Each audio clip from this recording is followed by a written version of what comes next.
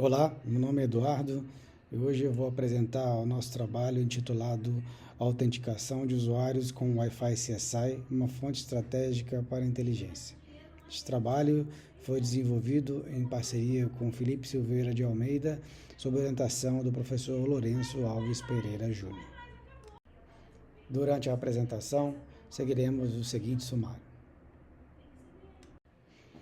Como motivação, eu trago aos senhores um pouco das razões que direcionaram o nosso estudo para a autenticação de usuários com Wi-Fi CSI. Atualmente, os fatores de autenticação são baseados em 3 fatores. Fator de conhecimento é aquilo que você sabe, é uma senha, um segredo. Fator de posse ou propriedade é o que você tem, né? Pode ser um token, um pendrive, alguma coisa que um cartão de acesso, né, te garanta a entrada em algum ambiente. E o fator de inerência ou existência, que baseia-se naquilo que você é. E aí os mais conhecidos são o controle por reconhecimento facial, né, leitura biométrica, leitura da íris e assim vai. A seguida eu vou trazer mais alguns exemplos que foram fatores de motivação para o nosso estudo. Recentemente, no Brasil, temos observado um grande crescimento de fraudes e deepfake. Um exemplo são pessoas que recentemente condenadas, né, à prisão por fraude biométrica, né, fazendo uso de dedo de silicone para fraudar ponto eletrônico em hospitais, né, tentando se fazer presente enquanto estavam em casa e assim ganhar um dinheiro extra. E também um crescimento de cerca de 830% de deepfakes no Brasil somente no ano passado. Observamos também um crescente uso de máscaras realistas, né, para burlar sistemas de reconhecimento facial ou até mesmo tentar entrar em ambientes que têm algum certo nível de controle de acesso.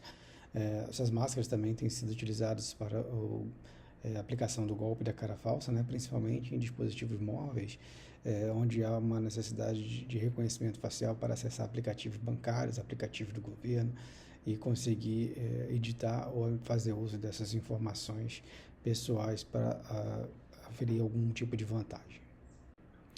Da mesma forma, a atividade de ciência ela tem crescido recentemente, principalmente no contexto de casas inteligentes, né, onde há cada vez maior interesse no rastreamento de pessoas, detecção de quedas, reconhecimento de sinais e gestos, controle de sinais vitais e assim vai. Tudo utilizando dados e a rede Wi-Fi presente nesses ambientes, né? O Wi-Fi ele possui um canal chamado Channel State Information, onde ficam registradas informações do sinal que trafegam naquele ambiente. Então ele coleta dados de fase e de amplitude que permitem que se detecte esse tipo de atividade, né? Queda, atividades, presença e por assim vai. Outro fator de motivação foi a recente revisão realizada pelo Ministério da Defesa na política de inteligência de defesa, na estratégia de inteligência de defesa e na doutrina militar de defesa cibernética.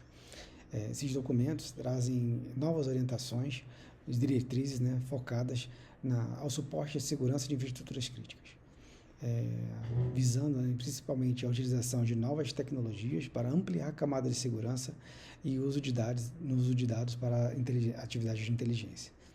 Nesse sentido, essas motivações vão ao encontro da proposta realizada no nosso trabalho, que é realizar um controle de acesso físico, utilizando características biofísicas dos indivíduos, para fazer através de dados coletados do Channel State Information através de uma rede Wi-Fi.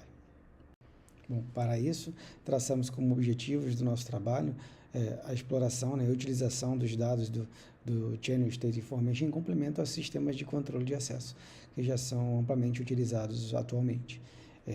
Pretendemos avaliar a viabilidade, né, e eficácia de utilização desses dados biofísicos de indivíduos, né, ou seja, um fator ali, intrínseco do que cada indivíduo é, e propomos um sistema de controle de acesso baseado nessas características extraídas do Wi-Fi CSI, com uma ferramenta portátil que é um Raspberry Pi, que nós utilizamos em nossos experimentos.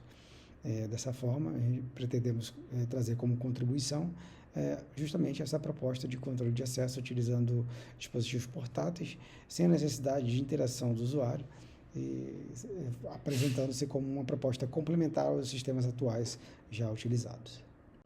Em nossa revisão literária, passamos por artigos qualis A1, em sua maioria. Nesses artigos, nós identificamos 3 tipos básicos de abordagem, né? Abordagem baseada em padrões, fazer reconhecimento de padrões, abordagem baseada em modelos e abordagem baseada em aprendizado profundo, né? Que utiliza aí redes neurais, etc.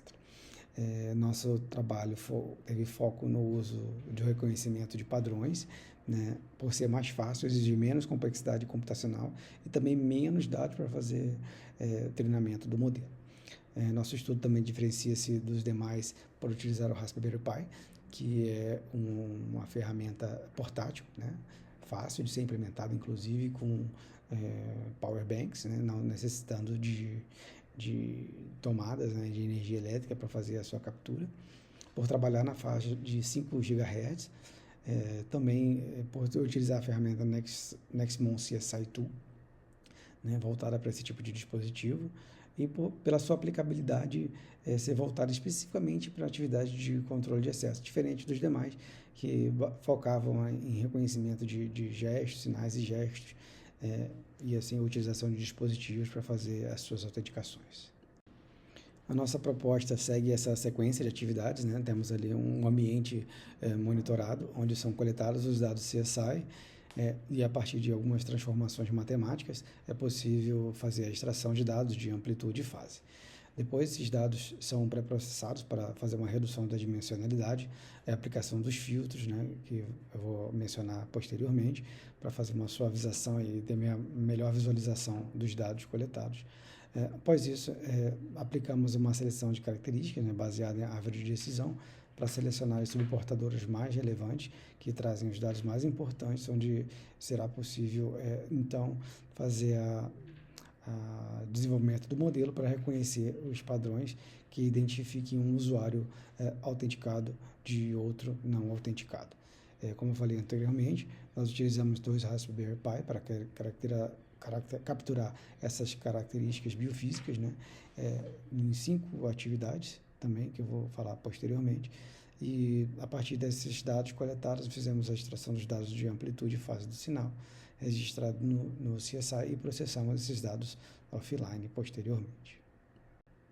O nosso cenário de experimentos ele foi composto por um corredor, onde havia um controle de acesso somente para pessoas autorizadas.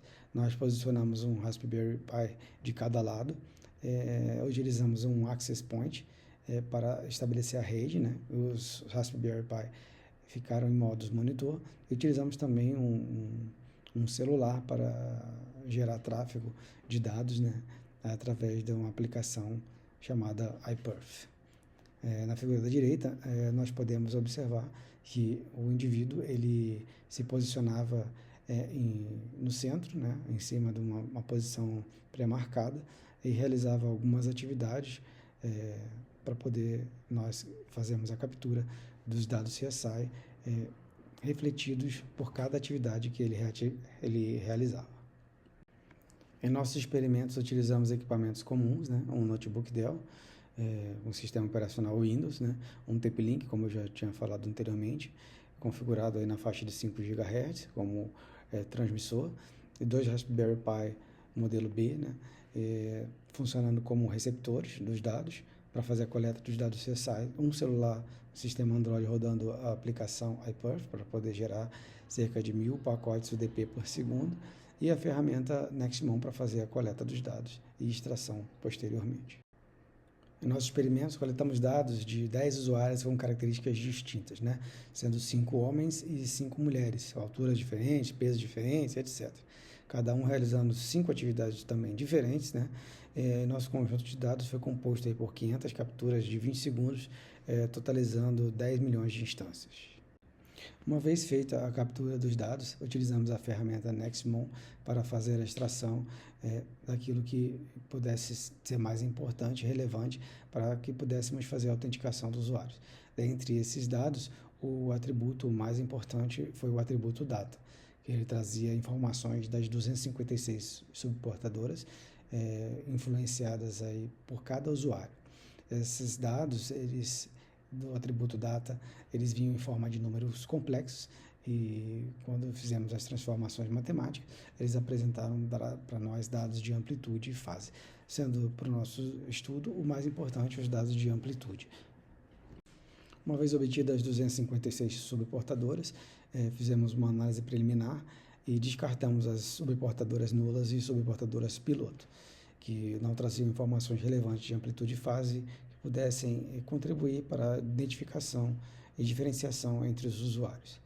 Após isso, fizemos a aplicação de alguns filtros com o objetivo de suavizar e melhorar a visualização das frequências, né, e das amplitudes que diferenciavam um usuário de outro. Dentre esses, o filtro de Rumpel e o filtro de Savitsky-Golay foram os que tiveram melhor desempenho, permitindo ali observar alguns picos, né, alguns outliers que diferenciavam um usuário de outro. Nessa imagem temos em azul os usuários masculinos, em vermelho os usuários femininos. Podemos perceber aí pela média das subportadoras e em cima da quantidade de pacotes analisado para a atividade A, somente para a atividade A, que há uma diferença clara entre os usuários homens e os usuários mulheres, permitindo assim que pudesse ser feita essa diferenciação apenas utilizando e observando a análise desses dados de amplitude e fase do sinal durante as capturas realizadas. Para o desenvolvimento do nosso modelo, separamos a atividade A, que era a atividade onde o usuário ele não realizava nenhum movimento e ele ficava parado estático, e pegamos uma amostra mínima de 10 segundos, com o objetivo de tentar identificar qual o tempo mínimo necessário para que as informações coletadas pelo CSI fossem relevantes no sentido de fazer uma diferenciação entre usuários homens e usuários mulheres, apenas considerando as características biofísicas do indivíduo. Nosso modelo foi treinado com validação cruzada, utilizando 10 folds, né, e os algoritmos que nós avaliamos foram o KNN, o Random Forest, o SVM, uma árvore de decisão J48 e o Naive Bayes. Dentre as métricas de avaliação dos algoritmos que nós testamos, o KNN foi o que se destacou com e sem filtro, né, trazendo aí uma acurácia média de cerca de 99,99% para poder diferenciar usuários homens e usuários mulheres, né, com uma TPR média de 0,99, apresentando aí dentre os algoritmos avaliados a maior acurácia e menor tempo de construção, e também ele se destaca por ter uma característica transdutiva, né, o que facilita no cadastro de novos usuários, sem a necessidade de retreinar todo o modelo cada vez que um novo usuário for cadastrado no sistema. Bom, buscando entender essa alta acurácia na diferenciação entre homens e mulheres, traçamos uma CDF entre usuários homens e usuários mulheres, e verificamos que, apesar de parecidas e até se cruzar em determinado momento, essas CDFs são bem diferentes, né? Fizemos o teste KS e o teste Q quadrado, que mostram um valor P muito baixo, comprovando que realmente as amostras entre homens e mulheres são bem distintas, trazendo robustez ao modelo proposto. Em nossas conclusões, verificamos que a utilização do Wi-Fi ela é sim válida para autenticação em sistemas de controle de acesso. Particularmente, nosso estudo, nossos experimentos mostram que não somente é possível diferenciar usuários, mas também diferenciar entre homens e mulheres apenas observando os dados do Wi-Fi CSI. Também se propõe como uma alternativa aos métodos tradicionais de autenticação, né, hoje em dia, se apresentando com o uso de novas tecnologias para fazer isso. Também o emprego de dispositivos portáteis, né, é uma inovação, utilizar dispositivos que podem ser carregados e transportados por qualquer pessoa. E validamos também a nossa hipótese de que características biofísicas são perfeitamente utilizáveis para identificar comportamentos e autenticar usuários, particularmente no sentido de coletar dados para atividades de inteligência, né? Como trabalhos futuros, visualizamos a expansão do dataset, né, para englobar mais usuários, a avaliação do modelo também em outros cenários, né, a realização de experimentos com foco na utilização de aprendizado não supervisionado e também para verificar a possibilidade de autenticação online. Por fim, agradeço a atenção de todos e deixo aqui os nossos contatos para eventuais dúvidas sobre o assunto ou qualquer outro tipo de informação. Obrigado.